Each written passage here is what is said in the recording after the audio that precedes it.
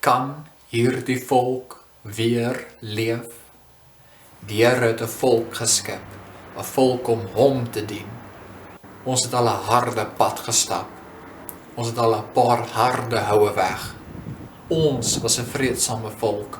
Nooit het ons 'n oorlog begin nie, maar ons het onsself verdedig. Ons het ons hande rou gewerk. Saam het ons die Here gedien. Ons land het oorvloed geniet. Voorspoed en mag was ons sin, maar ons harte het begin verhard. Selfstandig, sonder die Here, het meeste hom begin verlaat. Ons leiers het ons verraai. Die kerke loop leeg. Ons volk word onderdruk. Sal ons tot God terugkeer? Sal ons Jesus Christus aanroep? Sal ons ons sonde bely? Sal ons om vergifnis bid?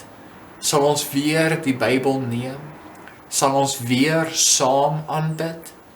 Sal ons aan die Here vaskleef? Kan hierdie volk weer leef?